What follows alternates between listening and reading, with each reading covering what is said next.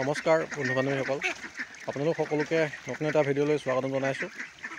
আজি এটা খুব সৰু ভিডিঅ'লৈ আপোনালোকৰ মাজলৈ আহিছোঁ। মোৰ হাঁহখিনিৰ বৰ্তমান কি কি খাদ্য দি আছোঁ সিহঁতক সেই বিষয়ে জনাবলৈ, আৰু কি কি সিহঁতক মেডিচিন হিচাপে ব্যৱহাৰ কৰি আছোঁ।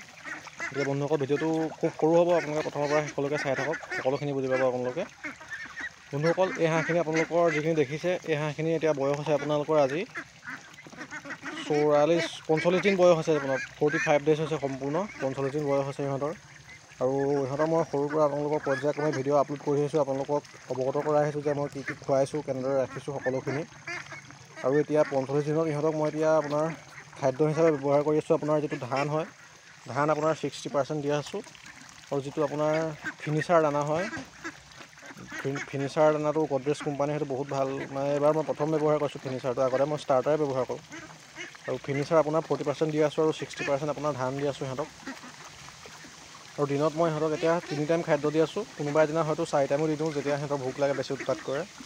কিন্তু আপোনাৰ মোটামুটি সিহঁতক মই 3 টাইম খাদ্য দি আছোঁ। আৰু চাওক আপোনালোকে কিমান এটা সুন্দৰ গ্ৰোথ আহিছে 45 দিনত।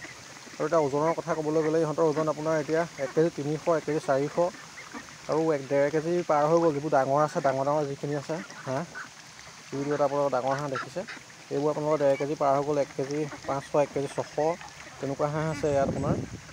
আৰু মেক্সিমাম আপোনাৰ 1 কেজি 300, 400, 1 কেজি 450 তেনেকুৱা ধৰণৰ হাঁহ আছে।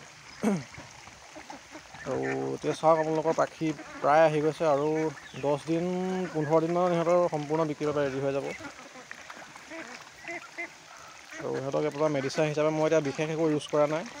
মই ভিমাৰেল দি আছোঁ। আপোনাৰ যিহেতু গ্ৰ'থটো ভালেই পাইছোঁ, গতিকে মই ডেইলি ভিমাৰেলটো ইউজ কৰা নাই। আপোনাৰ এদিনৰ মূৰে মূৰে বা দুদিনৰ মূৰে মূৰে ভিমাৰেল ইউজ কৰি আছোঁ। আৰু এসপ্তাহত 3 দিনকৈ সিহঁতক আপোনালোকৰ মই যিটো এণ্টিবায়'টিক হয়, টেট্ৰাচাইক্লিন পাউডাৰ, সেইটো ব্যৱহাৰ কৰি আছোঁ। গতিকে বন্ধুসকল, আপোনালোকৰ যদি কিবা জানিবলগীয়া থাকে বা কিবা যদি সুধিবলগীয়া থাকে হাঁহৰ বিষয়ে, বা আপোনালোকে যদি হাঁহ ফাৰ্ম কৰি আছে বা কিবা যদি অসুবিধাত পৰিছে, তেনেহ'লে মোৰ লগত যোগাযোগ কৰিব পাৰে।